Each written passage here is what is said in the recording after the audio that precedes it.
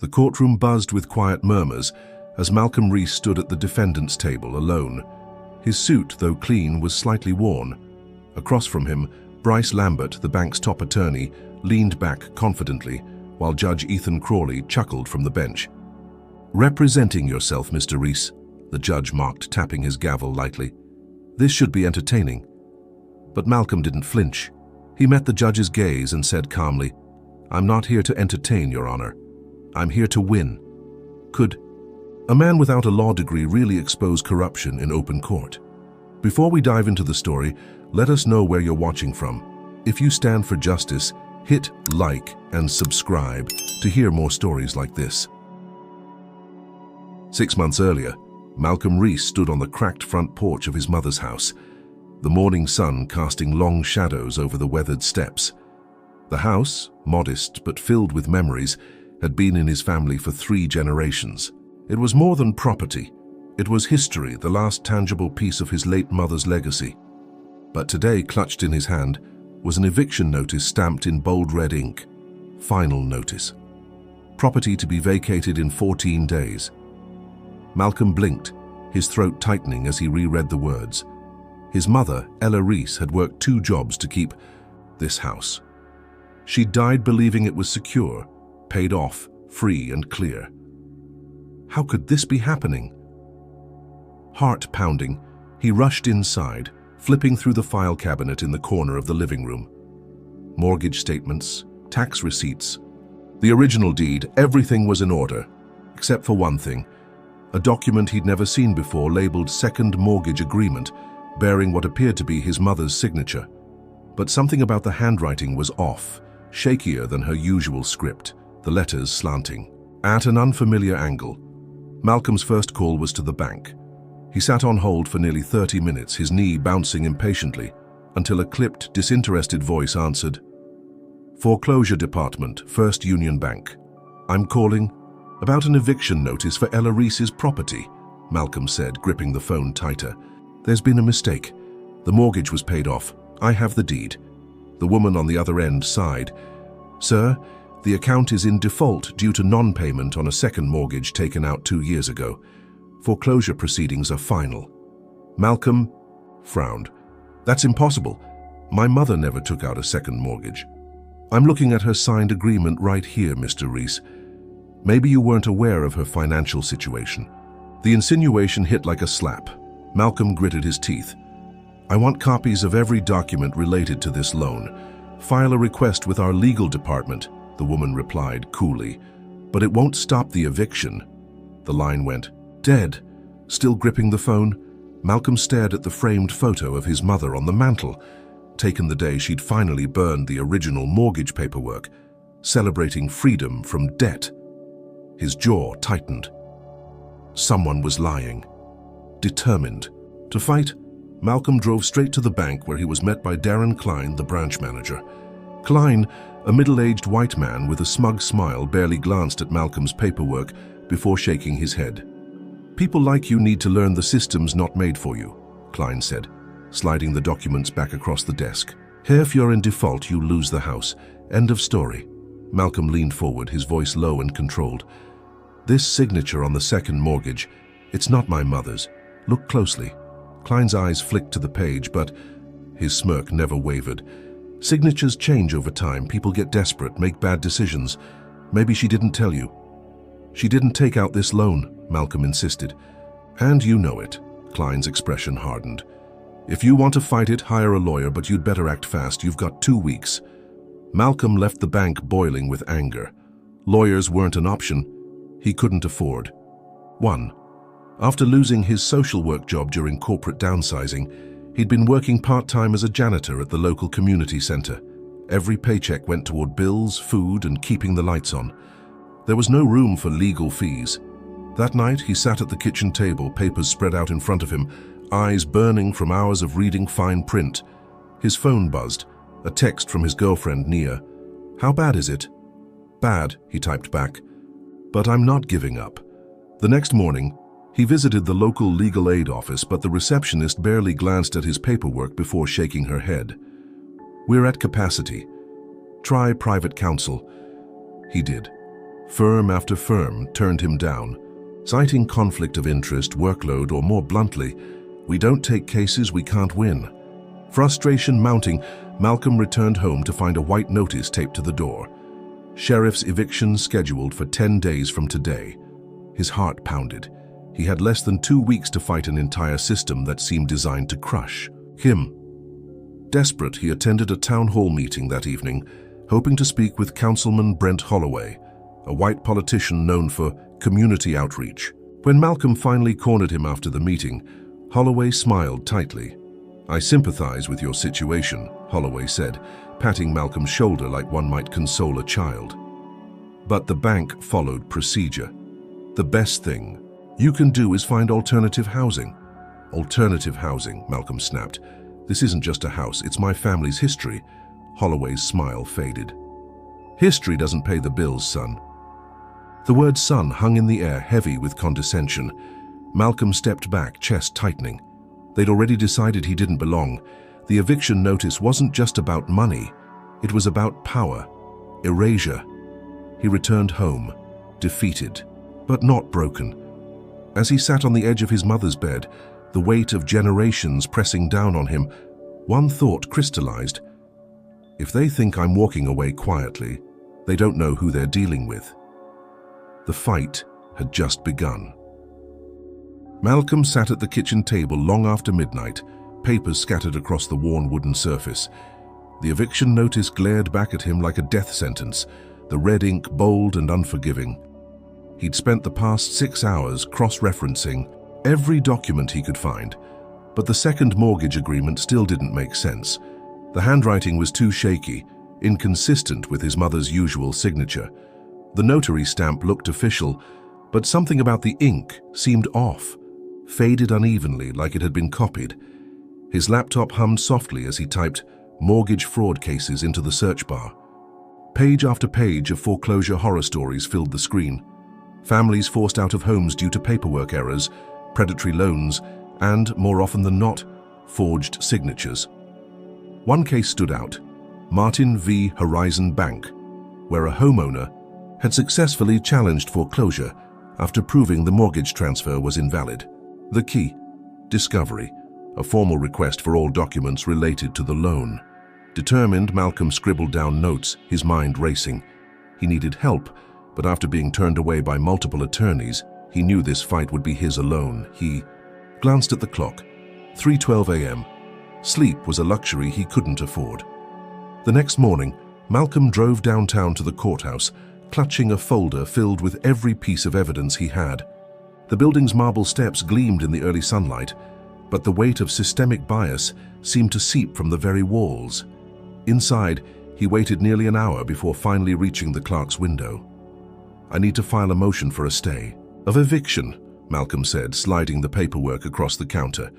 The clerk, a middle-aged white woman with sharp eyes, barely glanced at the forms before shaking her head. "Are you representing yourself?" she asked, her tone laced with skepticism. "Yes," she exhaled slowly. "You'd be better off finding an attorney. These cases don't usually end well for pro se defendants." "I don't have time for an attorney," Malcolm replied, jaw tightening. "Just file the motion." Reluctantly, she stamped the forms and handed him a copy. "The judge will review it, but don't get your hopes up." By noon, Malcolm was back home, exhaustion pulling at his limbs. He sat on the porch, flipping through the paperwork when his phone buzzed. "Nia, any luck?" she asked, her voice tight with worry. "I filed for a stay. It's a long shot, but it's something." She sighed. "Malcolm, you can't keep pushing like this. What if you lose? What if they come while you're at work and throw everything out on the street?" "I can't think about that," he muttered. "This isn't just about a house. It's about standing up to people who think they can steamroll us because we don't have money or connections." Nia hesitated. "Just don't let this fight destroy you." Malcolm didn't answer. He couldn't. Because deep down, he knew she was right. But surrendering wasn't an option. 2 days later, the court responded, "Motion denied." Malcolm stood in the courthouse hallway, the rejection letter trembling in his hand. His heart pounded as dread settled in his chest. He'd done everything right. gathered evidence, filed paperwork, followed procedures, and still, the system had slammed the door in his face. Fueled by frustration, he stormed into the bank branch, where the second mortgage had originated. Darren Klein, the smirking branch manager, sat behind a polished oak desk, sipping coffee like he hadn't just signed away Malcolm's family legacy. "I need to see the original loan documents for the second mortgage," Malcolm demanded, voice tight with controlled fury. Klein leaned back, lazily adjusting his tie. "I already told you, Mr. Reese, the foreclosure is final. You're wasting everyone's time." "Then prove it. Show me the documents." Klein's smile widened, predatory and cold. "File a discovery request.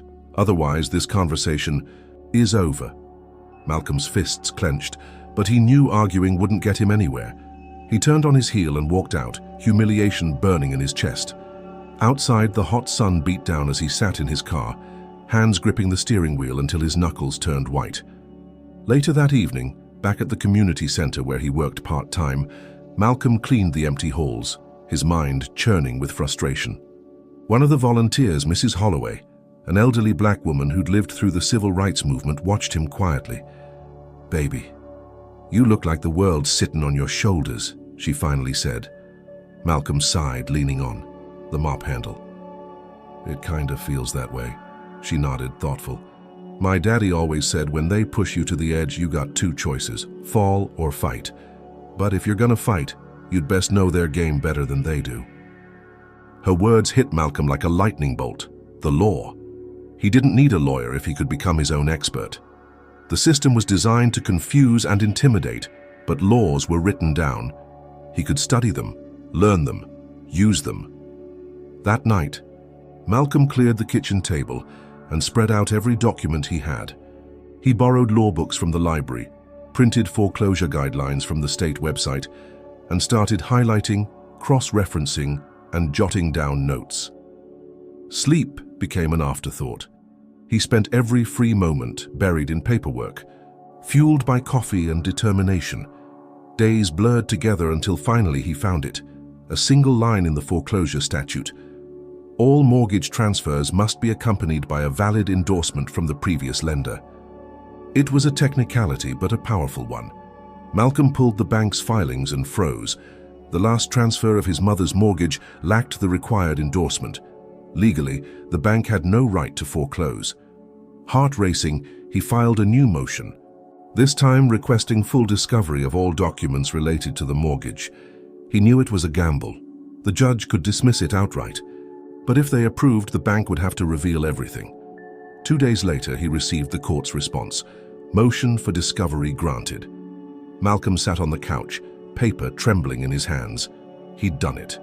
He'd forced the system to acknowledge his fight. But as relief washed over him, another realization hit. The bank wouldn't go down quietly. They'd retaliate, and they did. The very next morning, his bank account was frozen due to a fraud investigation. His utility bills, set to auto-pay, bounced. The electricity cut off by evening. When he called the bank, they claimed it was a technical issue. But the smug tone in Darren Klein's voice told him the truth. Later that night, Naya showed up, her face tight with worry. "Your car's gone." "What?" Malcolm rushed outside. His old sedan, parked at the curb, was missing. "Repossession," a neighbor called from across the street. "Tow truck came by an hour ago, looked official." Malcolm's chest tightened. It wasn't just about the house anymore. They were trying to break him, to make him quit. He stood there, fists clenched at his sides, heart pounding in his ears. They'd underestimated him. He wasn't just fighting for his home now. He was fighting for every person who'd ever been crushed by a system designed to keep them powerless. Was Malcolm pushing too far, risking everything for a fight he couldn't win? Or was this the moment that would define his future? Comment number 1 if you believe Malcolm is right to keep fighting, even when the odds are stacked against him. And don't forget to like, subscribe, and share this story if you stand for justice. But here's the real question. If the system itself is corrupt, how far will Malcolm have to go to expose the truth? And will he survive the battle? Stay tuned for the next part. Malcolm sat in the dimly lit kitchen, the hum of the fridge the only sound breaking the silence. His utilities were still off, his bank account frozen, and his car gone. The system was retaliating, trying to choke him out. But the court's approval of his discovery request was more than just a lifeline. It was a weapon. He just had to wield it correctly. The next morning, Malcolm walked into the courthouse, his steps purposeful despite the exhaustion pulling at his limbs. He handed the clerk his official request for discovery, detailing every document he needed from the bank. The original mortgage agreement, all transfer records, and the notarized second mortgage papers they claimed his mother had signed. The clerk, a younger black woman named Tasha, glanced at the papers and gave him a tired but knowing smile. "Fighting the bank?" she asked quietly. "Every damn day," Malcolm muttered. "Well," she said, stamping the request, "most people give up by now. Good luck." Luck had nothing to do with it, Malcolm thought. This was survival. 3 days later, the bank responded. Not with the requested documents, but with a motion to dismiss the discovery request entirely, claiming it was overly broad and burdensome. Malcolm read the filing twice, fury building with every word. They weren't even pretending to follow the rules. Without missing a beat, Malcolm drafted a counter-motion citing specific case law he'd found during his late-night research.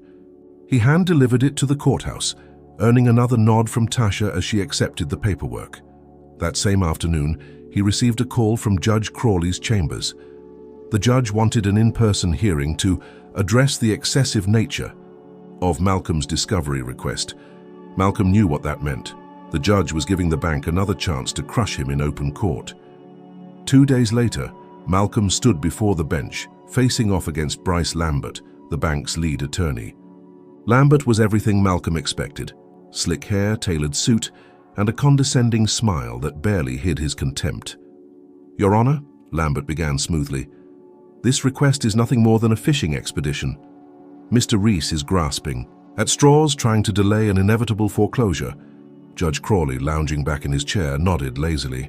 "Mr. Reese, why should I make the bank jump through hoops for you?"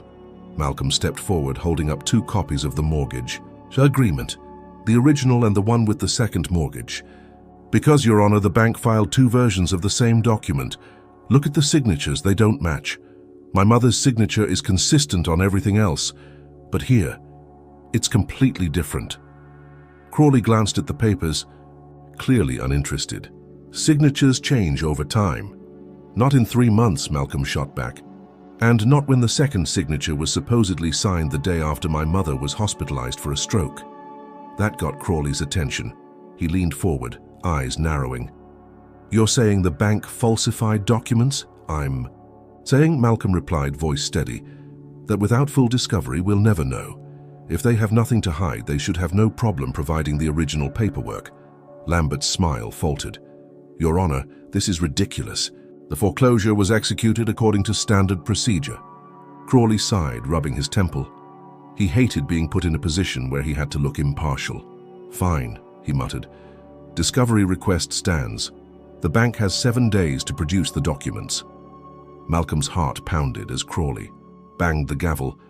It wasn't a win, not yet, but it was a step forward. Lambert shot him a cold glare, already plotting his next move. Outside the courtroom, Malcolm barely made it to the courthouse steps before his phone buzzed. It was Naya.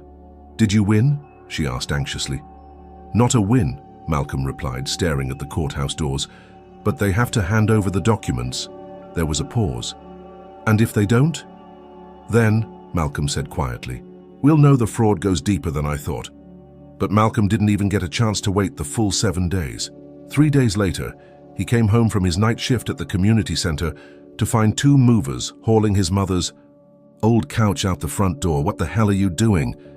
Malcolm shouted, rushing up the cracked concrete steps. The sheriff's deputy, standing by the curb, a burly white man with mirrored sunglasses, barely glanced at him. "Eviction order, effective immediately." "Eviction?" Malcolm's stomach dropped. The court granted a stay. "Not anymore," the deputy drawled, holding up a fresh order signed by Judge Crawley. "Bank filed new evidence this morning. Foreclosure's final." Malcolm snatched the paper, his hands shaking. The new evidence was a revised version of the mortgage transfer, complete with a notarized signature. A forgery, undoubtedly, but polished enough to fool anyone not looking closely. He spun toward the movers. "Stop! That couch belonged to my grandmother." "Not your house anymore, buddy," one of them muttered, dropping the couch unceremoniously on the lawn. Neighbors peeked from behind curtains, some watching with pity, others with thinly veiled satisfaction. One man across the street chuckled, arms crossed. "Should have known better than to think you'd keep a place like this." Malcolm stood frozen as the movers stripped the house bare. His family's history, their memories, reduced to furniture on a curb. By nightfall, Malcolm sat on the front steps, defeated, the street lamp casting long shadows across the empty lawn. His phone buzzed again. "Nia, where are you?" she asked, voice tight with worry. "Home," Malcolm muttered bitterly, "or what's left of it." "Come stay with me," she pleaded. "You can't sleep outside." But Malcolm couldn't move. He stared at the empty doorway, the house dark and lifeless. This wasn't just about a home anymore, this was war. They'd rigged the system, forged documents, weaponized the courts, and gotten away with it. Until now. Malcolm stood slowly, determination hardening his features. If they wanted a fight, he'd give them one. He wasn't just fighting for a house anymore. He was fighting for justice, for his mother's legacy, for everyone the system had ever crushed and discarded, because if they could do this to him, they could do it to anyone. And Malcolm Reese wasn't about to let that happen. Malcolm sat on the curb outside his mother's empty house, the cold seeping through his worn jacket as night settled over the neighborhood. His belongings, what little hadn't been broken or stolen, were scattered across the lawn, a stark reminder of how quickly everything could be taken. The eviction crew had been efficient, almost mechanical, tossing decades of memories onto the street like garbage. His phone buzzed. Nia. Again. He let it ring. What could he say? That everything they'd worked for was gone. That the system had crushed him, just like it had crushed so many before. Instead, he stood slowly, determination stiffening his spine. They wanted him broken, silent, erased. But Malcolm Reese wasn't done fighting. The next morning, he walked into the courthouse, head held high despite the exhaustion dragging at his limbs. He filed an emergency motion to contest the eviction, armed with copies of the forged documents the bank had used to push it through. As he handed the papers to the clerk, she gave him a tired, almost pitying look. "You're back again?" She sighed, stamping the motion. "Mr. Reese, I don't mean to sound cruel, but you really think you can win this?" Malcolm's jaw tightened. "I don't think," he said quietly. "I know." But the system wasn't finished punishing him. That afternoon, as he left the courthouse, a patrol car eased up alongside him. The officer inside, a pale man with a buzz cut and mirrored sunglasses, leaned out the window. "Mr. Reese," the cop drawled. Malcolm stopped, heart pounding. "Yeah? Got a report about someone matching your description loitering around private property." The officer gestured toward the courthouse. "Mind explaining why you're hanging around?" "Here?" Malcolm's fists clenched. "I'm filing legal documents, that's what courthouses are for." The officer smirked. Sure. Just making sure you're not causing trouble. You know how it is." Malcolm didn't respond. He knew exactly how it was. Later that evening, he found himself sitting in the community center's break room, sipping bitter coffee from a chipped mug. The fluorescent lights buzzed overhead, casting harsh shadows on the peeling walls. Mrs. Holloway, the elderly volunteer who'd once told him to know their game, shuffled in, her face creased with worry. "Baby, you look like you've been fighting the whole world," she said, settling into the chair across from him. Malcolm managed a tired smile. "Feels that way." "Well, don't let 'em beat you down," she said, voice firm despite her age. "You got more fight in you than they ever counted on." Her words stayed with him as he left the center, walking back to the small motel room he'd scraped together enough money to rent. But even that fragile sense of safety didn't last long. 2 days later, while Malcolm was reviewing his court filings at a diner, his phone buzzed with an alert. "Your bank account has been frozen due to suspicious activity." His stomach sank. Without access to his money, he couldn't pay for the motel, food, or even transportation. It wasn't a coincidence. The bank was tightening the noose, Desperate, he called the bank's fraud department, only to be met with the same smug voice he'd come to despise, Darren Klein. "Mr. Reese," Klein drawled, sounding almost amused. "Looks like there's been some unusual activity on your account. Standard procedure to freeze it while we investigate." "What unusual activity?" Malcolm demanded, gripping the phone tighter. Klein chuckled. "Hard to say. Might be all those legal filings. Funny how paperwork tends to stir up trouble." Malcolm's hand shook as he ended the call. This wasn't just about a house anymore. They were trying to destroy his life piece by piece, until he had no choice but to walk away. That evening, things got worse. As Malcolm stepped out of the motel lobby, two sheriff's deputies approached, hands resting on their holstered weapons. "Malcolm." "Reese?" one asked, eyes cold. "Yeah," Malcolm replied cautiously. "Need you to come with us," the deputy said. "You've been reported for trespassing at a private residence." Malcolm blinked. "Trespassing? Where?" The deputy smirked. "Your old house. Neighbor said you were snooping around." "I haven't been near that house since they threw me out," Malcolm snapped, frustration boiling over. "Tell it to the judge," the other deputy muttered, snapping handcuffs around Malcolm's wrists before he could protest further. Hours later, Malcolm sat in a holding cell, the sour stench of old sweat and disinfectant burning his nose. He hadn't been officially charged, just detained for questioning. The message was clear: back off or face real consequences. When they finally released him just before dawn, his phone was dead, his wallet nearly empty, and the motel had already locked him out for non-payment. Homeless, broke, and exhausted, Malcolm sat on a bench outside the station, head in his hands. But the fire inside him hadn't gone out. If anything, it burned hotter. They'd frozen his money, taken his home, and thrown him in a cell without cause, but they hadn't taken his mind or his determination. By sunrise, Malcolm was back, at the library, poring over foreclosure law once more. And that's when he found it, another crack in the bank's armor. The transfer of his mother's mortgage had changed hands 3 times, but the final transfer lacked a crucial endorsement. Without it, the bank had no legal standing to foreclose. It was a small technicality, buried deep in jargon most people would overlook, but Malcolm saw it for what it was, a lifeline. He filed another motion, this time challenging the bank's standing to foreclose based on the missing endorsement. The next day, as Malcolm exited the courthouse, Bryce Lambert was waiting for him on the steps, arms crossed, a smug smile playing on his lips. "Mr. Reese," Lambert drawled, "I admire. Your persistence, really I do, but you're wasting your time. We've already filed a motion to dismiss your latest nonsense."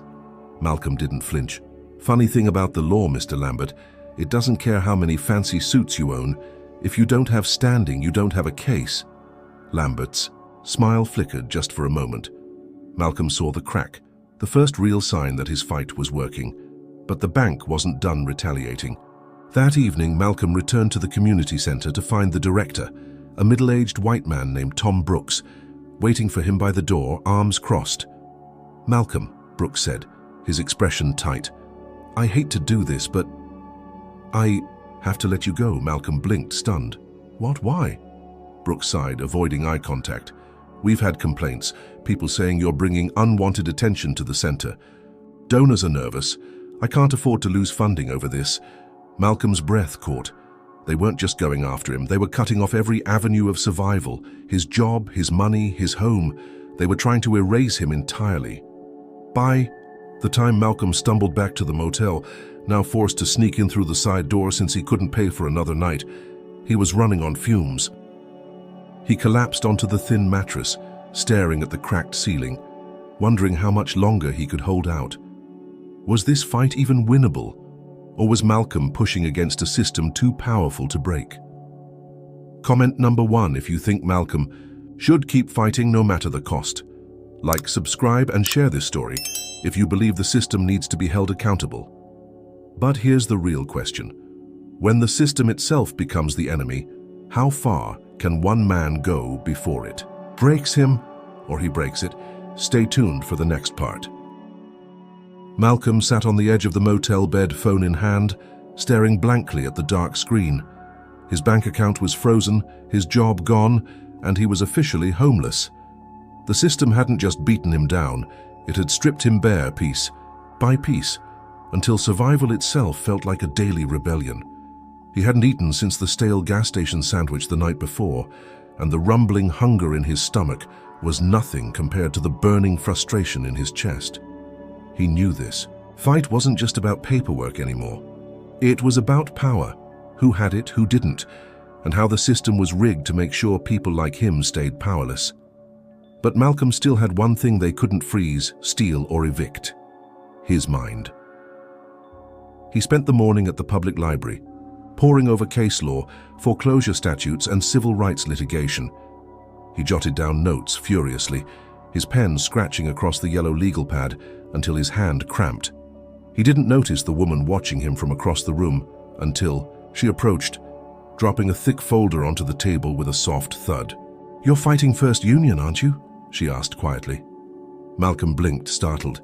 The woman was in her late 20s, Latina, with sharp eyes that spoke of long hours spent under fluorescent lights.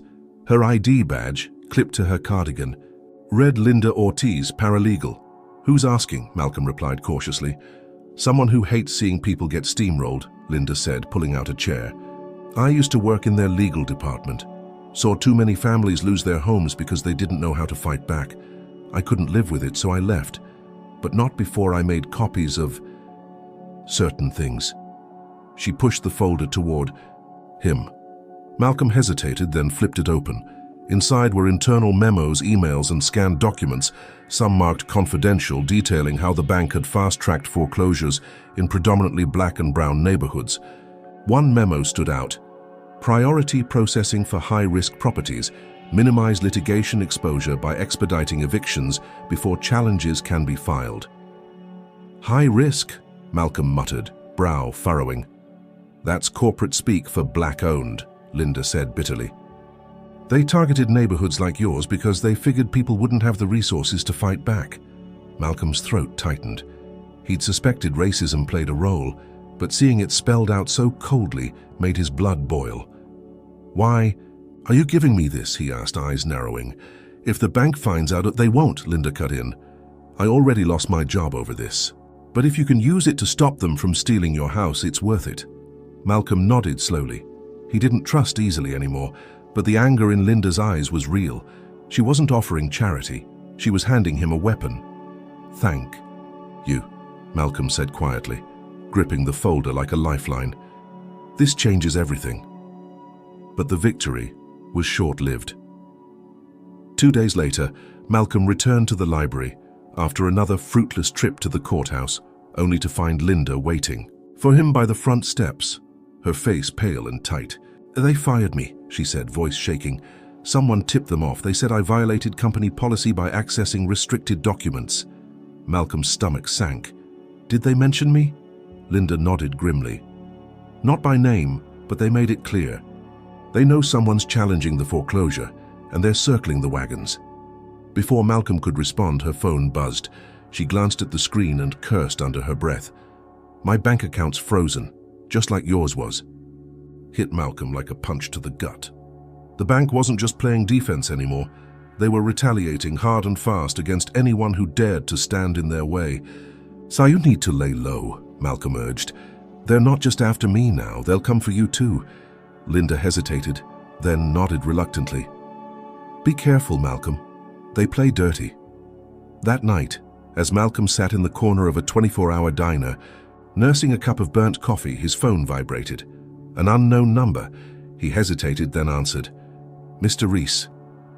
The voice was smooth, male, with the practiced politeness of someone used to wielding authority. "This is Bryce Lambert, counsel for First Union Bank. I'd like to offer you an opportunity to settle this matter quietly." Malcolm's jaw clenched. "Quietly? You mean give up my mother's house and pretend none of this ever happened?" "Precisely," Lambert replied, his tone almost cheerful. "In exchange, we'll unfreeze your accounts, clear your credit, and provide a modest relocation stipend. You can start fresh, Mr. Reese. Walk away while you still can." Malcolm gripped the phone tighter. "And if I don't?" Lambert's politeness evaporated.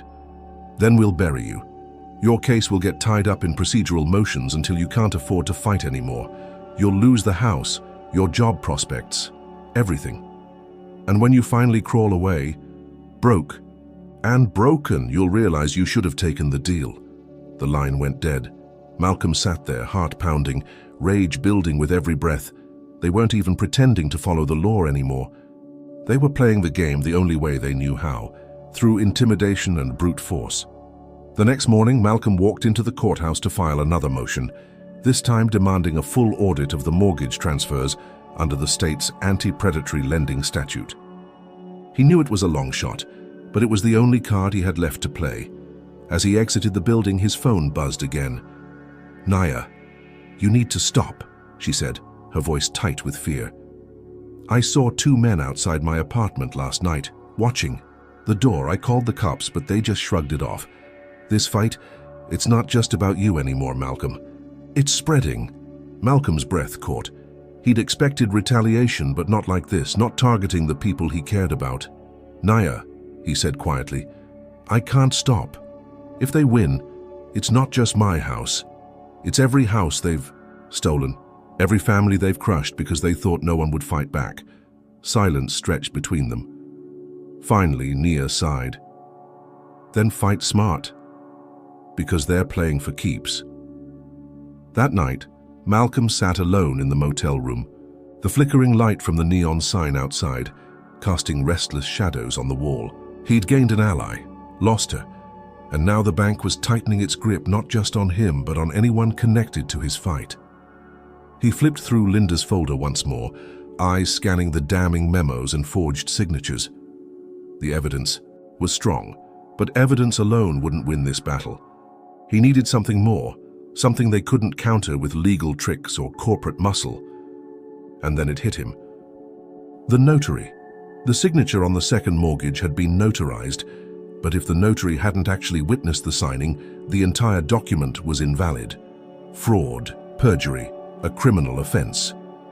Heart pounding, Malcolm grabbed his phone and started searching state notary databases. After an hour of digging, he found her. Denise Fowler, licensed notary. Last known address 2 towns over.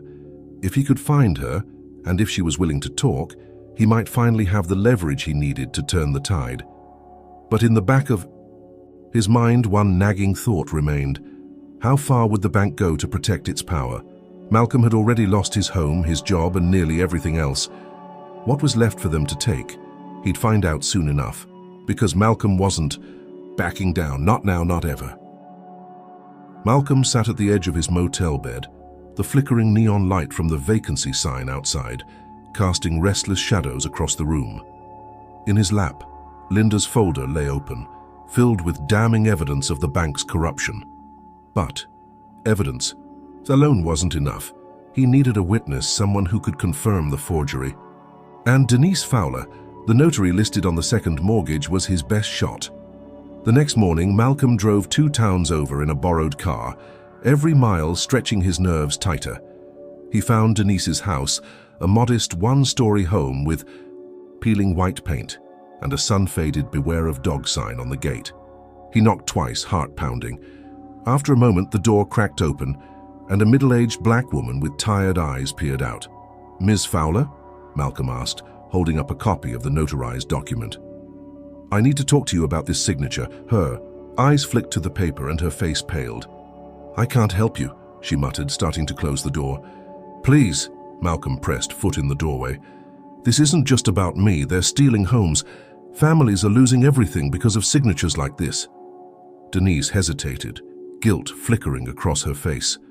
Finally, she sighed and stepped aside. Inside, the house was neat but sparse, the air thick with the scent of burnt coffee. She gestured toward the couch, but Malcolm remained standing. "I didn't witness that signature," Denise admitted quietly, not meeting his gaze. "A bank rep brought me the papers, said the client was sick and couldn't come in. They told me it was just a formality. I stamped it without thinking." "Do you realize what that means?" Malcolm asked, voice tight. "They used your notary stamp to forge a loan. That's fraud, perjury. It invalidates the entire foreclosure." "I know," she whispered, tears welling in her eyes. "But if I testify, they'll come after me. My job, my house, everything. Malcolm swallowed hard. He couldn't promise her safety, but he could promise the truth. If we don't fight this, they'll keep doing it. To more families, to more people like us. Denise wiped her eyes and nodded, slowly. I'll testify. With Denise's statement in hand, Malcolm returned to the courthouse, filing an emergency motion to reopen the case based on newly discovered fraud. Judge Crawley, clearly irritated by Malcolm's persistence, set a hearing for the following week. It wasn't immediate relief, but it was progress. But the bank wasn't done playing dirty. 2 days later, Malcolm woke to find his motel door ajar, the lock busted. Inside, the room was ransacked, papers scattered, drawers overturned, his laptop gone. His heart pounded as he rifled through the mess. The folder with Linda's documents was missing. Panicked, he called Linda, but the line went straight to voicemail. He tried Denise next. "Ms. Fowler, are you okay?" he asked the moment she picked up. "I'm fine," she said, voice shaking. "But 2 men came by my job asking questions. They knew I talked to you." Malcolm cursed under his breath. The bank was tightening the noose. But instead of scaring him off, it only fueled his determination. He spent the next few days preparing for the hearing, barely sleeping, surviving on gas station coffee and adrenaline. He combed through foreclosure statutes, memorized case law, and printed duplicate copies of every document they'd tried to steal. He wasn't just fighting for his house anymore. He was fighting to expose the entire corrupt system. The day of the hearing arrived, the air thick with tension as Malcolm stepped into the courtroom. Bryce Lambert sat at the plaintiff's table, his usual smugness replaced with something colder, more calculating. Judge Crawley barely glanced at Malcolm as he took his seat. "Mr. Reese," Crawley drawled, flipping through the case file. "Back again, I see." "Yes, Your Honor," Malcolm replied, voice steady. "And this time I have proof of fraud." Lambert stood immediately. "Objection, Your Honor. These claims are baseless and intended to delay lawful foreclosure." "Baseless?" Malcolm snapped, holding up the notary affidavit signed by Denise Fowler. "This document proves the bank submitted a forged mortgage agreement. The notary herself confirmed she never witnessed the signature. That makes the foreclosure not just illegal, but criminal."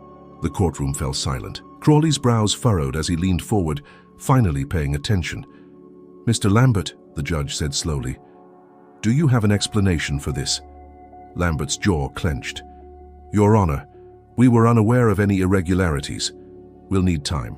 To verify these claims, Malcolm stepped forward. "Time. The bank has already evicted me. They've frozen my accounts, destroyed my credit, and harassed witnesses. How much more time do they need to cover their tracks?" Crawley sighed heavily, clearly annoyed, but unable to ignore the evidence. "Fine. The court will grant a temporary stay of foreclosure until this matter is investigated." Malcolm exhaled, relief washing over him. It wasn't a final victory, but it was the first real crack in the bank's armor. Outside the courthouse, Denise approached Malcolm, visibly shaken. "They're not going to let this go, are they?" "No," Malcolm admitted, "but neither are we." That night back in the motel, Malcolm received an anonymous text. "You should have taken the settlement. This isn't over." He stared at the screen, anger bubbling beneath his exhaustion. The bank was wounded, but a wounded predator was even more dangerous. They'd retaliate, harder and faster than before. Would Malcolm's determination be enough to withstand the next wave of attacks? Or was he pushing too far, risking everything for a fight he couldn't win? Comment number 1 if you believe Malcolm should keep fighting, no matter the cost. Like, subscribe, and share if you stand for justice. But here's the real question.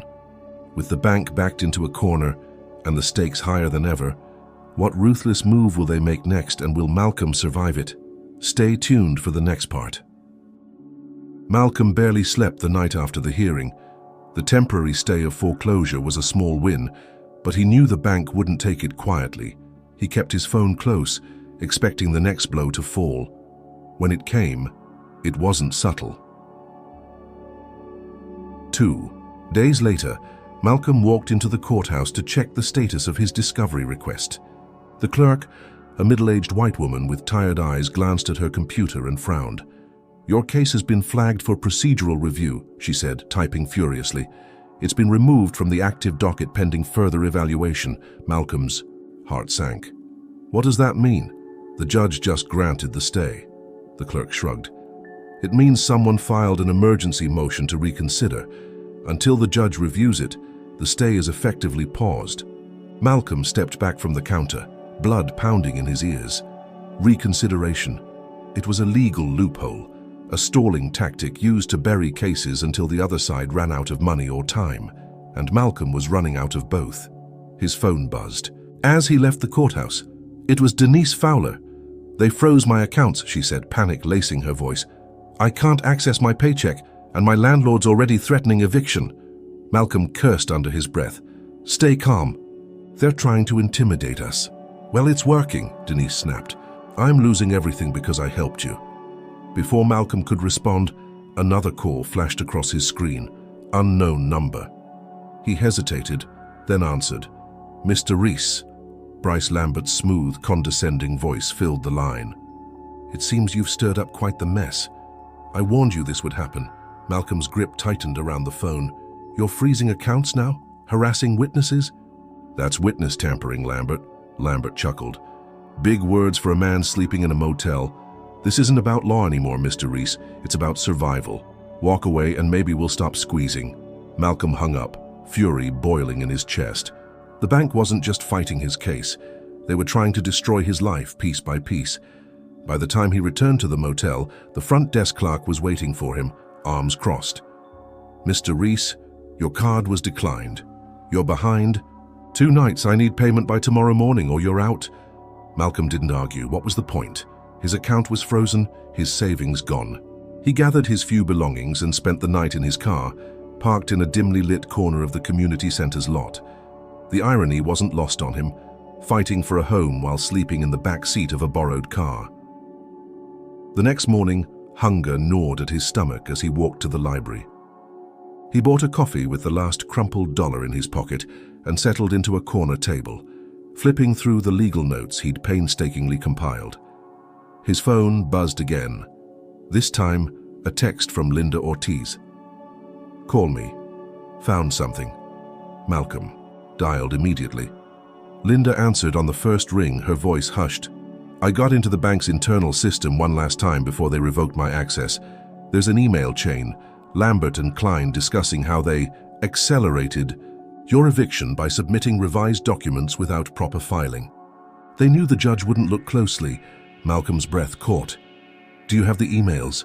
"I saved screenshots," Linda said, "but if I share them, I'm done. Blacklisted from every firm in the state."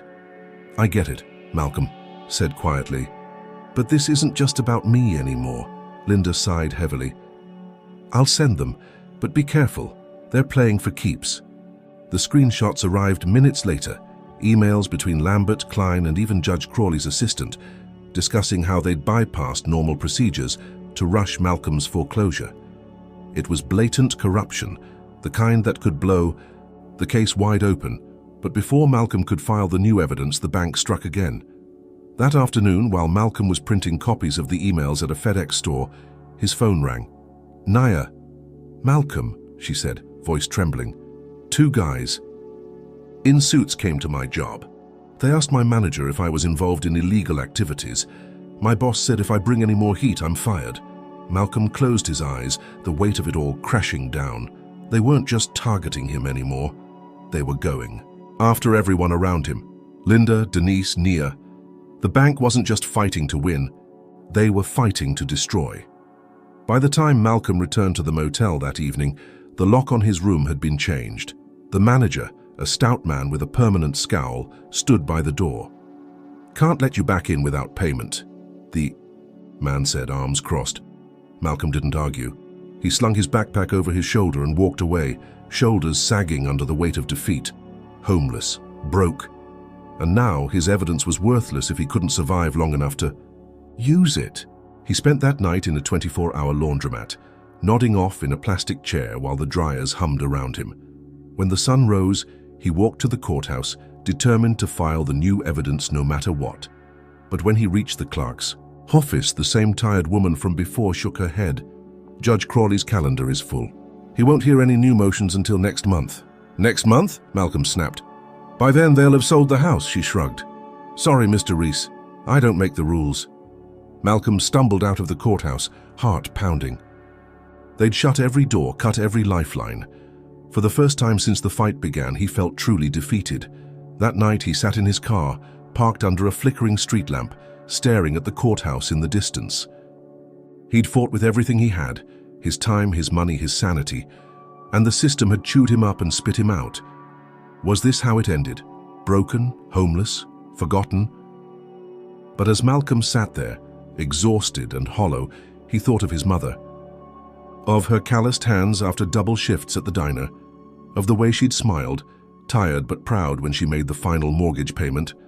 She'd fought her whole life against a system designed to break her, and she'd never given up. Neither would he. With shaking hands, Malcolm opened his laptop, using the free Wi-Fi from the diner across the street. He drafted a motion for an emergency hearing, citing newly discovered fraud and potential judicial misconduct. He attached the screenshots from Linda, the affidavit from Denise, and a timeline of every retaliatory move the bank had made. Then he filed it, electronically, immediately, with copies sent to every local news outlet he could find. Malcolm didn't sleep that night. He sat in his car watching the courthouse lights flicker off one by one, waiting for the next blow because he knew it was coming. And this time, he'd be ready. Malcolm woke up in the driver's seat of the borrowed car, stiff and cold from another night spent parked outside the courthouse. His phone buzzed on the passenger seat, an email notification. Heart pounding, he unlocked the screen and stared. At the subject line, emergency motion, hearing scheduled for Friday at 10 a.m. Relief flooded through him, but it was short-lived. Friday was only 2 days away, and the bank wouldn't sit quietly. He needed more than evidence now. He needed reinforcements. That afternoon, Malcolm walked into the office of the Justice Collective, a small civil rights group known for taking on cases of systemic injustice. The receptionist, a young black woman with box braids and a skeptical look, raised an eyebrow as he approached. "Do you have an appointment?" she asked, glancing at the battered backpack slung over his shoulder. "No," Malcolm admitted, placing Linda's folder and the newly filed motion on the desk. "But I have proof of a bank committing fraud, harassing witnesses and using the courts to steal homes. And if someone doesn't help me, they're going to get away with it." The receptionist hesitated, eyeing the papers. Then she sighed and picked up the phone. "Wait here." 15 minutes later, Malcolm was sitting across from Terrence Boyd, one of the collective's lead attorneys. Boyd, a tall black man with graying hair and the weary look of someone who'd fought too many uphill battles, flipped through the documents silently. When he finally spoke, his voice was grim. "Damn," Boyd muttered, holding up the email chain between Lambert and Klein. "They didn't even try to hide it. This is textbook foreclosure fraud. And Crawley's involvement?" He shook his head. "If this gets out, it'll blow up the whole racket." "So you'll help?" Malcolm asked, barely daring to hope. Boyd nodded. "We'll file an amicus brief supporting your motion and start prepping for Friday. But listen, Malcolm, this isn't just a foreclosure case anymore. If you push this, you're going to expose a whole network of corruption. The bank, the judge, maybe even higher up. They'll come after you harder than ever." Malcolm's jaw tightened. "They've already taken everything. I've got nothing left to lose." Boyd studied him for a long moment, then extended his hand. "All right, let's make some noise." The next 48 hours were a blur. Boyd's team worked through the night, drafting motions, contacting media outlets, and rallying community organizations. Malcolm barely slept, running on adrenaline and cheap coffee. Every time his phone buzzed, he expected more retaliation. Frozen account, another eviction notice, maybe even an arrest warrant. But nothing came. It was too quiet. The bank was regrouping, planning something. Friday morning arrived grey and cold. Malcolm stood outside the courthouse, clutching the worn manila folder that had become his lifeline. Nia arrived first, face drawn with worry but determination shining in her eyes. "You ready for this?" she asked quietly. "Ready as I'll ever be," Malcolm replied, squeezing her hand. Then Denise Fowler appeared, glancing nervously over her shoulder as she hurried up the steps. "I'm here," she said breathlessly. "I'll testify, but if they retaliate, they won't," Boyd interrupted, stepping beside Malcolm. "We've got reporters inside. This hearing's public record now. They can't sweep it under the rug." Together, they entered the courtroom. It was packed. Reporters, community activists, and curious onlookers filled the gallery. Malcolm spotted Linda Ortiz near the back, nodding silently in support. At the plaintiff's table, Bryce Lambert sat stiffly, his usual smugness replaced by cold calculation. Judge Crawley, clearly irritated by the attention, adjusted his robe and banged the gavel. "This is an emergency hearing regarding the foreclosure of 1628 Pine Street," Crawley announced, voice sharp. "Mr. Reese, you may proceed." Malcolm stood, heart pounding. He'd rehearsed this moment 100 times in his head. "Your Honor," Malcolm began, "this foreclosure is based on fraudulent documents. The second mortgage my mother allegedly signed was notarized without her presence. The notary, Denise Fowler, is here to testify." Crawley's eyes flickered with something, annoyance? Fear? Before he leaned back. "Proceed." Denise stepped forward, hands trembling as she took the oath. Under Boyd's gentle questioning, she confirmed everything. She'd stamped the document without witnessing the signature, under pressure from a bank representative. Lambert shot to his feet. "Objection! This is hearsay and irrelevant to the foreclosure process." Malcolm didn't wait for the judge's response. He stepped forward, holding up the email chain from Linda's folder. "Irrelevant? These emails between Mr. Lambert and Darren, Klein show they knew the documents were forged and rushed the eviction anyway. They even discussed bypassing standard procedures to avoid scrutiny." The gallery erupted in murmurs. Crawley banged the gavel, face darkening. "Order, Mr. Reese, do you have proof that these emails are authentic?" Boyd rose smoothly. "We subpoenaed the bank's internal servers yesterday, Your Honor. The metadata confirms authenticity. The court has a duty to investigate." Lambert's face paled. He leaned toward Crawley, whispering furiously. The judge's lips thinned, and for a moment, Malcolm thought he might dismiss the motion outright. Evidence be damned. But then something shifted. The gallery's murmurs grew louder, phones flashing as reporters texted updates in real time. Crawley's gaze swept the room, and Malcolm saw the realization dawn in his eyes. This case was already bigger than the courtroom. It was public, unstoppable. With visible reluctance, Crawley sighed and banged the gavel once more. "The court will conduct a full review of the foreclosure process, including the authenticity of the mortgage documents. Until then, the foreclosure." Gers stayed, and Mr. Reese retains possession of the property. Malcolm's knees nearly buckled. He'd done it. He'd stopped the eviction, but victory tasted hollow. As the crowd filtered out, Lambert brushed past Malcolm, his expression icy. "You think this is over?" he hissed. "You just made enemies you can't afford." Malcolm didn't flinch. "So did you." Outside the courthouse, reporters swarmed, cameras flashing. Boyd fielded questions while Malcolm stood quietly, exhaustion finally crashing over him. Naya slipped her hand into his. "You won," she murmured. "At least for now." "Yeah," Malcolm said, voice rough. "But they're not done. They'll come back harder." And they would. The bank had too much to lose. Crawley had too many secrets to protect. Malcolm had forced them into the light, but cornered animals were the most dangerous. Had Malcolm really secured his home, or had he just triggered a retaliation that could destroy him completely? Comment number 1 if you believe Malcolm should. Keep fighting, no matter the risk. Like, subscribe, and share if you believe justice is worth the struggle. But here's the real question. With the bank wounded and desperate, what ruthless move will they make next? And can Malcolm survive it? Stay tuned for the next part.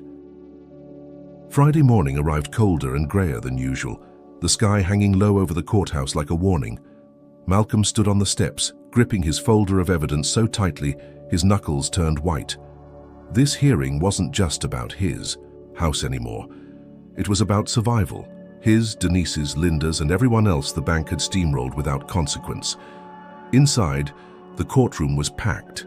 Reporters filled the back rows, cameras flashing despite the bailiff's half-hearted warnings. On the plaintiff's side, Bryce Lambert sat with his usual polished arrogance, but there was tension in his jaw, his fingers tapping rhythmically against the table. Behind him, Darren Klein, the bank's regional manager, whispered furiously to a junior associate, The bank had brought in reinforcements. Malcolm didn't have reinforcements, just Terence Boyd from the Justice Collective, Denise Fowler, and the truth. It would have to be enough. Judge Crawley entered, face tight with irritation. He glanced at the crowd, clearly displeased by the media presence, and banged his gavel with more force than necessary. "This court is now in session," Crawley intoned. "We're here to address the emergency motion filed by Mr. Malcolm Rees regarding alleged foreclosure fraud by First Union Bank." He turned to Lambert. "Mr. Lambert, you may proceed with your opening statement." Lambert rose smoothly, buttoning his tailored jacket with practiced ease. His confidence had returned, like a man who'd been assured victory behind closed doors.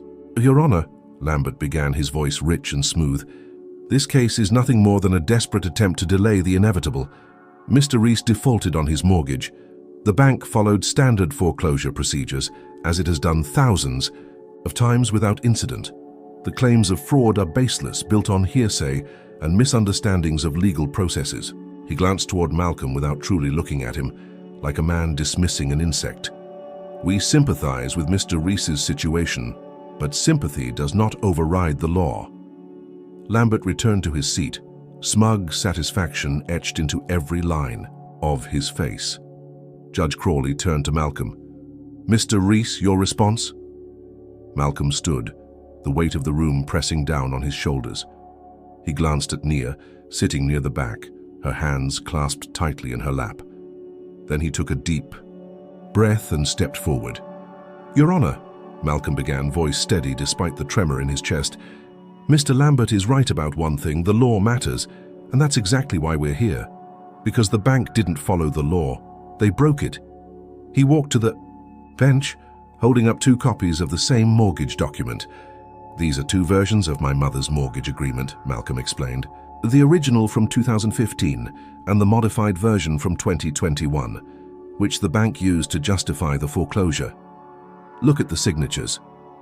Judge Crawley took the documents, adjusting his glasses as he studied them. His brows furrowed slightly, but he said nothing. "Notice how the signature on the 2021 document is shakier, inconsistent with my mother's usual handwriting," Malcolm continued. "That's because she didn't sign it. She was hospitalized after a stroke when this document was allegedly signed.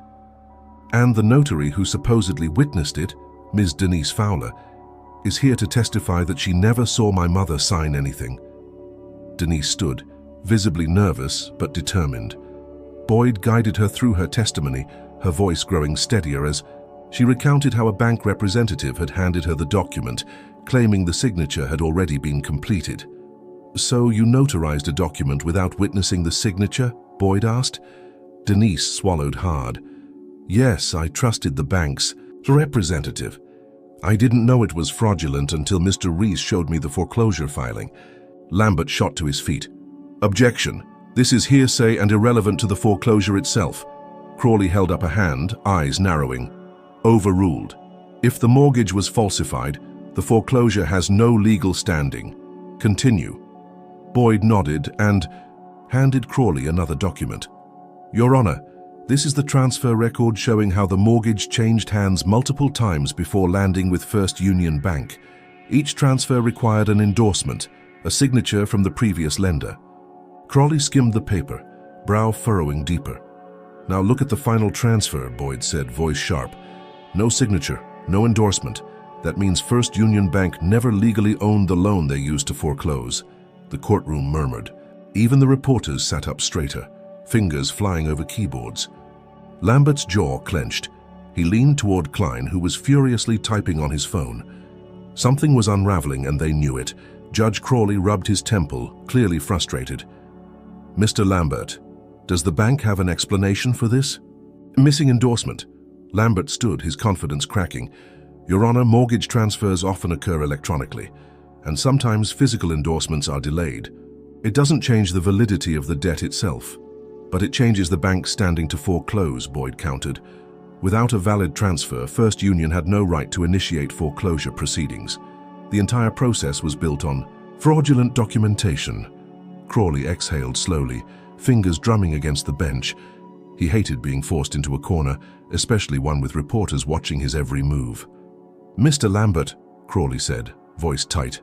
"Can you produce the original? Signed documents and the missing endorsement?" Lambert hesitated, just a beat too long. "We'll need time to retrieve those documents, Your Honor." Boyd didn't miss a beat. "They've had months. The truth is, they can't produce them because they don't exist." Silence hung in the room. Heavy and electric, Judge Crawley leaned back in his chair, eyes flicking between Malcolm, Boyd, and Lambert. The judge who had once laughed at Malcolm now looked tired. Cornered. "The court will take a short recess," Crawley announced, banging the gavel. "We'll reconvene in 20 minutes. As the courtroom emptied, Malcolm leaned toward Boyd. "He's stalling." Boyd nodded grimly. "Lambert's buying time, probably calling someone higher up the chain. They're deciding whether to settle quietly or fight to the bitter end." Near the back of the room, Naya stood and hurried over. "You're winning," she whispered, gripping Malcolm's arm. "But they look desperate. That makes them dangerous." Malcolm nodded, exhaustion weighing down his limbs. He'd come too far to back down now. 20 minutes stretched to 30, then 40. When the court finally reconvened, Judge Crawley's face was tight with controlled anger. "Mr. Lambert," Crawley said coldly, "does the bank have the requested documents?" Lambert stood, smoothing his tie. "Your Honor, we've encountered unexpected delays in retrieving the original paperwork. However, we maintain that the foreclosure was lawful and urge the court to dismiss Mr. Reese's claims as frivolous." Crawley's jaw tightened. He glanced at the reporters, at the restless gallery, at Malcolm standing tall despite everything the system had thrown at him. "The court finds sufficient grounds to question the validity of the foreclosure," Crawley announced, banging his gavel. "The stay of foreclosure remains in place. The bank is ordered to produce all original documents within 7 days for further review. Failure to comply will result in dismissal of the foreclosure claim." The courtroom erupted in murmurs. Malcolm exhaled, hands trembling as the weight of the moment settled over him. He hadn't won outright, not yet, but he'd forced the bank to retreat. That was more than anyone had expected, including Judge Crawley. As the crowd dispersed, Lambert brushed past Malcolm, eyes cold and hard. "So I think you're clever, Reese. You've just made enemies you can't imagine." Malcolm didn't flinch. "So have you." Outside the courthouse, Boyd clapped Malcolm on the back. "You bought yourself time. Now we make sure they can't wriggle out of it." But Malcolm knew the fight wasn't over. The bank was wounded, not defeated, and a wounded predator was the most dangerous kind. He'd exposed their fraud in court, but the real battle was just beginning. They wouldn't stop until they crushed him, or until he crushed them. The next move belonged to the bank, and Malcolm would be ready. Malcolm stood outside the courthouse, the chill of the morning biting through his thin jacket. The echoes of the last hearing still rang in his ears. Judge Crawley's reluctant order for the bank to produce original documents within 7 days. It had felt like a victory, but Malcolm knew better. Cornered predators didn't retreat quietly. They lashed out. The first blow landed just 2 days later. Malcolm's phone buzzed with an email notification. It was from the court. Plaintiff has filed an emergency motion to dismiss defendant's claims due to lack of merit. Attached was a lengthy document from Bryce Lambert arguing that Malcolm's fraud accusations were baseless and that the bank had followed standard foreclosure procedures. Lambert claimed that the missing endorsement was a clerical oversight and insisted the foreclosure should proceed without further delay. Malcolm's heart pounded as he scrolled through the filing. This wasn't just a defensive move, it was an attack, a clear attempt to crush him before he could force the bank to reveal the truth. He immediately called Terrence Boyd at the Justice Collective. Boyd's voice was tight with frustration when he answered. "They're trying to outmaneuver us. Lambert knows if they can dismiss your claims before the bank produces the documents, the foreclosure stands.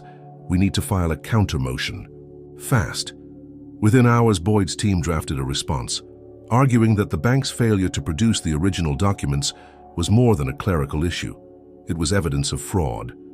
They attached Denise Fowler's affidavit, the email chain between Lambert and Klein, and Linda's internal memos showing the bank's pattern of rushing foreclosures in minority neighborhoods. Boyd submitted the counter-motion the same day, requesting an expedited hearing. The court, under pressure from media attention, scheduled it for the following Monday. But the bank wasn't done retaliating. Late Friday night, Malcolm was walking back to the motel after another long day at the Yiki library when two men stepped out of a black SUV parked near the curb. Both were dressed in dark suits, their expressions cold and professional. "Mr. Reese?" one asked, flashing what looked like a private investigator's badge. Malcolm froze. "Who's asking?" "We need to ask you a few questions regarding allegations of fraudulent filings in your case against First Union Bank." Malcolm's pulse quickened. "Allegations from who?" The second man smiled faintly. "That's confidential. Please come with us, or we'll have to involve law enforcement." Every instinct screamed at Malcolm to run, but he stood his ground. "You got a warrant? A court order? Anything that says I have to go with you?" The first man's jaw tightened. "Don't make this difficult." Malcolm took a step back, raising his phone. "If you touch me, this goes live to my cloud and the Justice Collective. You really want that kind of heat?" The men exchanged a glance. After a tense moment, they turned and walked back to the SUV without another word. The message was clear. "We can reach you anytime, anywhere." Shaken but determined, Malcolm called Boyd the moment he reached the motel. Boyd cursed under his breath. "They're trying to intimidate you into backing down. That means you're getting close. Stay low, stay safe. I'll make some calls." The weekend dragged by in a haze of anxiety and preparation. Malcolm barely slept, poring over every document he had, rehearsing his arguments until the words blurred together. On Sunday night, he met with Denise Fowler and Linda Ortiz in Boyd's office, going over their testimonies one last time. Linda looked exhausted, dark circles under her eyes. "You realize if they lose, it's not just about your house anymore," she said quietly. "It'll expose the whole scheme. They'll fight like hell to stop that." Malcolm nodded, determination hardening his features. "Let them fight, I'm not backing down." Monday morning dawned cold and clear. Malcolm arrived at the courthouse early, Boyd at his side. Nia was already there, holding 2 cups of coffee and wearing a look of fierce determination. "You've got this," she said, pressing 1 cup into Malcolm's hand. "No matter what happens, you've already done more than anyone expected." "Not enough," Malcolm muttered, sipping the coffee. "Not until the house is safe." Inside the courtroom, the tension was palpable. Lambert sat at the plaintiff's table, cool and composed, but his eyes flicked nervously toward the gallery, where several reporters had taken seats. Darren Klein sat behind him, face pale and drawn. Judge Crawley entered, gavel banging sharply. "This court is now in session. We're here to address the plaintiff's motion to dismiss and the defendant's counter-motion." He turned to Lambert. "Mr. Lambert, proceed." Lambert stood, smoothing his tie. "Your Honor, this case has dragged on long enough. Mr. Reese has failed to provide concrete evidence of fraud. The foreclosure was lawful, and any discrepancies in documentation are minor clerical errors, not grounds for dismissal." Crawley nodded, expression unreadable. "Mr. Boyd?" Boyd stood, calm and deliberate. "Your Honor, the plaintiff claims this is a simple clerical issue. But if that's true, why hasn't the bank produced the original endorsed documents? Because they can't. They never had legal standing to foreclose." He gestured toward Denise Fowler. "We have sworn testimony from the notary who allegedly witnessed the mortgage modification. She never saw Mr. Reese's mother sign anything. That's not a clerical error, that's fraud." Crawley's gaze shifted to Denise. "Ms. Fowler, do you stand by your affidavit?" Denise nodded, voice steady despite the fear in her eyes. "Yes, Your Honor. I was misled by a bank representative. I notarized a signature I never saw." Lambert's mask of calm cracked. He stood abruptly. "Your Honor, the bank was unaware of any notarial issues. This is a desperate attempt to discredit standard foreclosure practices." Malcolm stood. "Desperate? The only thing desperate here is the bank's attempt to cover its tracks. The missing endorsement proves they never legally owned the loan." He walked to the bench, holding up a thick folder. "These are cases from the past 5 years. Families like mine in minority neighborhoods all foreclosed under the same fraudulent practices. This isn't just about my house. It's a pattern of systemic abuse." The gallery murmured, reporters scribbling furiously. Crawley's face darkened. He glanced at Lambert. "Mr. Lambert, can the bank produce the original documents with valid endorsements?" Lambert hesitated. "We're still reviewing our records." Enough, Crawley snapped, slamming his gavel down. The bank has had ample time. This court finds sufficient grounds to deny the plaintiff's motion to dismiss and continue with discovery. Malcolm's breath caught. He'd won the round. But Crawley wasn't finished. However, the judge continued, if the defendant cannot prove malicious intent beyond procedural errors, this case will not move forward to trial. Mr. Rees, you have 10 days to provide irrefutable evidence of intentional fraud. The gavel banged again. Court adjourned. Malcolm stood frozen as the room emptied. He'd won, but only barely. The bank had failed to dismiss his case, but now the burden was on him to prove intent. Without it, everything he'd fought for would collapse. Boyd clapped a hand on his shoulder. We bought time, but Crawley's covering himself. He's giving the bank one last chance to wriggle out. Malcolm nodded grimly. He knew what came next. The bank would double down. They'd bury him in paperwork, harass witnesses, maybe even fabricate new documents. But Malcolm had come too far to quit. He had 10 days. 10 days to uncover the final piece of evidence that would bring the whole corrupt system crashing down. The trap had closed, but Malcolm wasn't the one caught inside. The bank was, and now he was holding the key.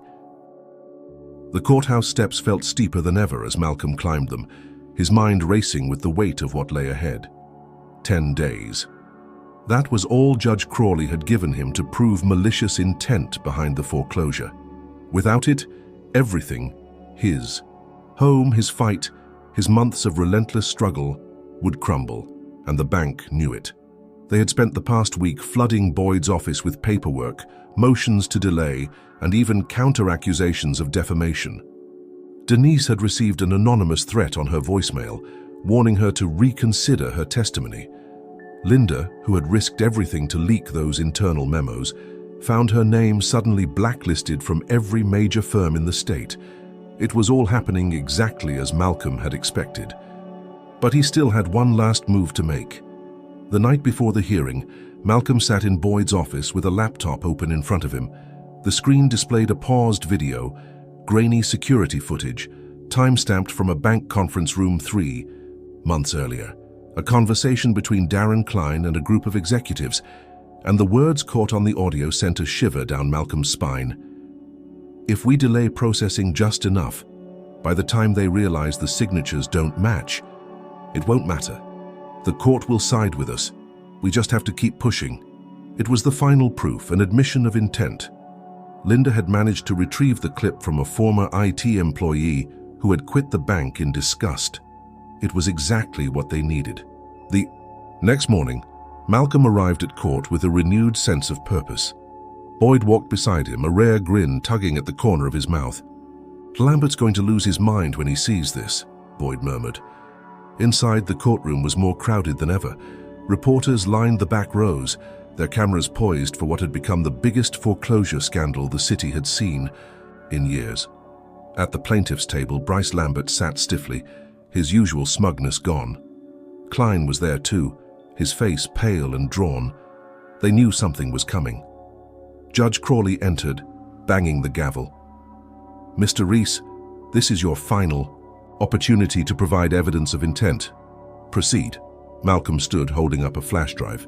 Your Honor, I have obtained video evidence from an internal meeting at First Union Bank. In this recording, bank officials discuss a deliberate strategy to push through fraudulent foreclosures before homeowners can challenge them in court. Lambert shot up from his seat. Objection. This evidence was obtained illegally and should be inadmissible. Boyd didn't even blink. Your Honor, the whistleblower who provided this footage has sworn an affidavit confirming its authenticity. The bank cannot claim privacy protection while engaging in fraudulent activity. Crawley sighed, rubbing his temple. Play the footage. The courtroom fell silent as the screen flickered to life. The grainy footage played, Klein's voice filling the room with damning clarity. If we delay processing just enough, by the time they realize the signatures don't match, it won't matter. The court will side with us. We just have to keep pushing. The words hung in the air like a bombshell. The gallery erupted into whispers, reporters scribbling furiously. Klein's face drained of color. Lambert's fists clenched at his sides. Judge Crawley sat motionless for a moment, then turned to Lambert with an expression of barely concealed disgust. "Mr. Lambert, does your client have an explanation for this?" Lambert cleared his throat, his voice suddenly less certain. "Your Honor, these statements are taken out of context. They're crystal clear," Boyd interrupted. "The bank knowingly pushed fraudulent foreclosures through the system, expecting the courts to rubber stamp them. This wasn't a clerical error, it was a strategy." Crawley exhaled heavily, his fingers tapping against the bench. He looked toward Malcolm, and for the first time there was something in his expression Malcolm hadn't seen before: respect.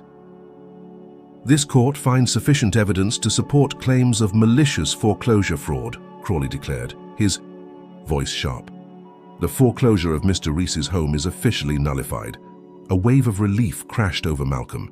He closed his eyes for a brief second, letting the weight of it settle. He had done it. He had won, but Judge Crawley wasn't finished. "This court also orders an immediate independent investigation into First Union Bank's foreclosure practices," he continued. "Furthermore, I am referring this case to the State Bar Association for potential ethical violations by Mr. Lambert." Lambert's face twisted in shock. Klein, still frozen in his seat, looked as if he might be sick. Crawley banged the gavel. "Court adjourned." Malcolm exhaled slowly as the courtroom exploded into motion. Reporters rushed toward him, cameras flashing. Boyd clapped him on the back, grinning. "You didn't just win your case, Malcolm, you blew the whole thing open." Nia appeared beside him, grabbing his hand.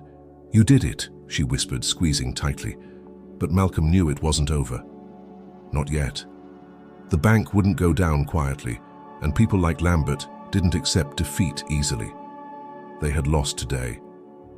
But Malcolm was ready for whatever came next. The sun hung low in the sky as Malcolm stepped out of the courthouse, the cold air biting at his skin. The murmurs of reporters and onlookers filled the space around him, but the world itself seemed to slow, the noise fading into the background. He'd done it. After months of fighting, sleepless nights, and relentless retaliation, the foreclosure on his mother's house had been officially nullified. Nia reached for his hand, her grip warm and steady. "Malcolm," she whispered, eyes shining with disbelief. "You won."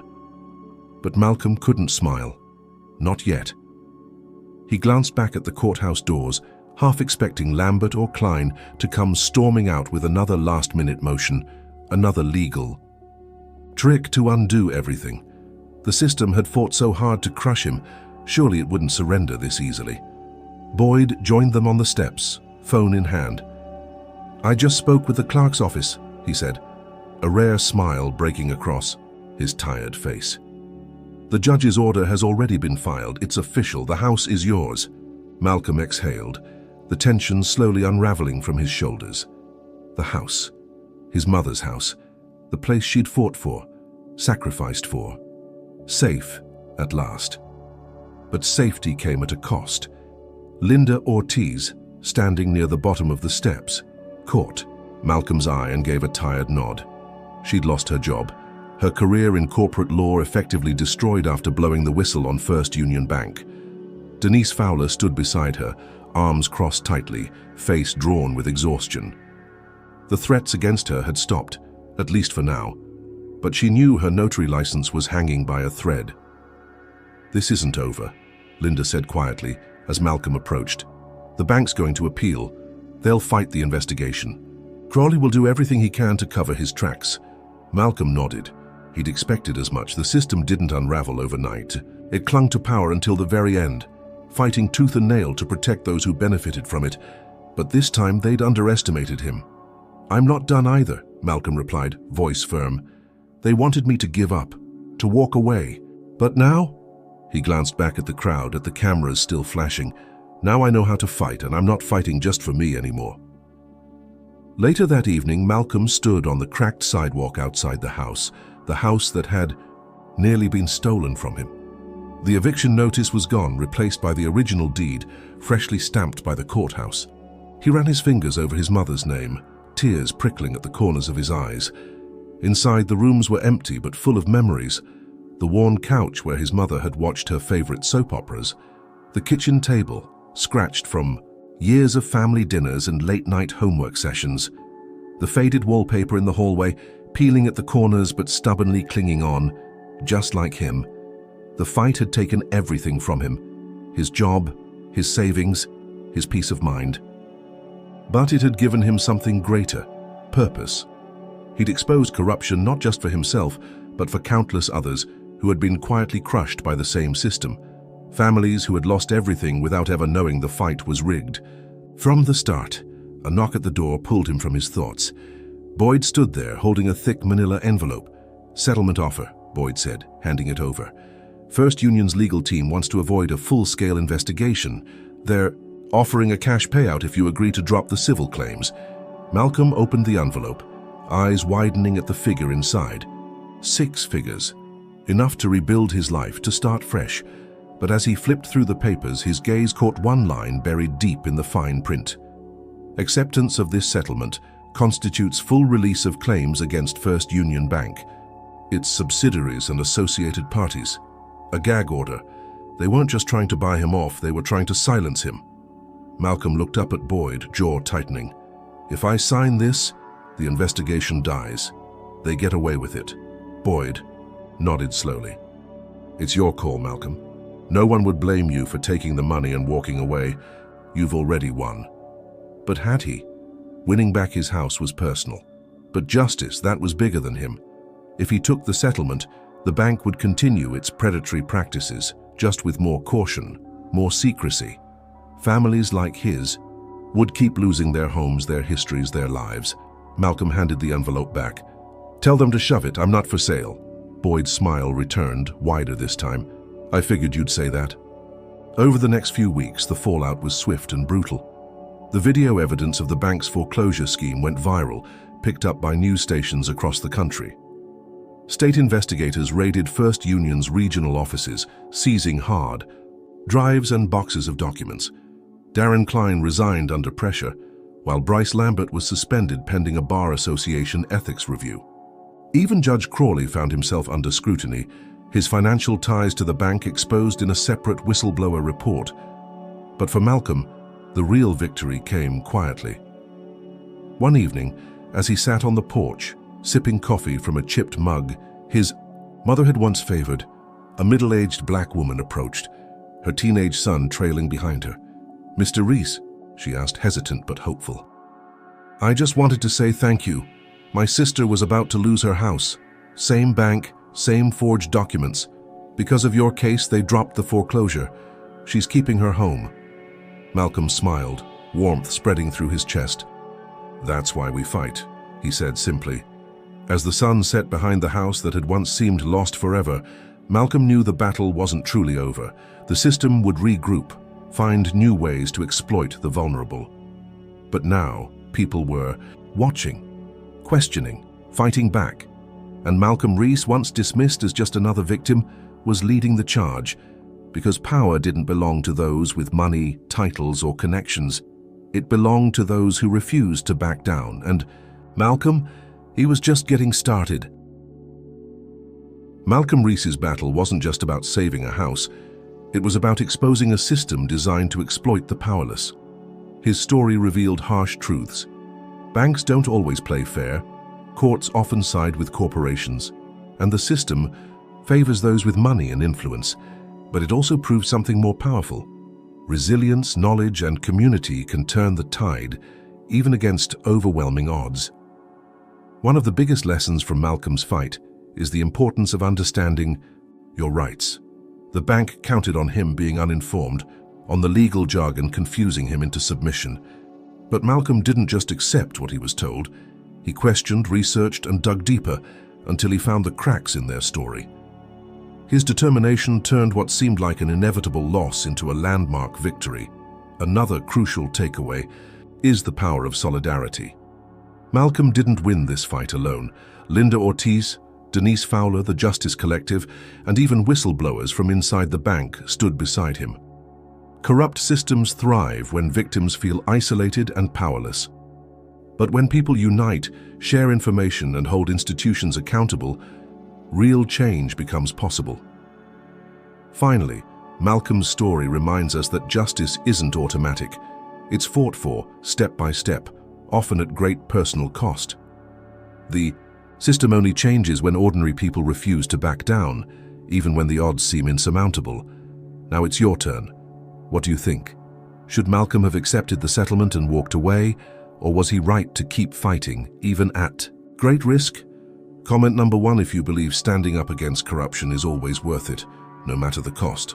Don't forget to like, subscribe, and share this story if you believe more people need to hear about the power of resilience and justice. Thank you for watching, and remember, the fight for justice doesn't end in the courtroom. It continues. Every day in every community. Stay vigilant, stay informed, and never underestimate the power of one determined voice. Take care, and see you in the next story.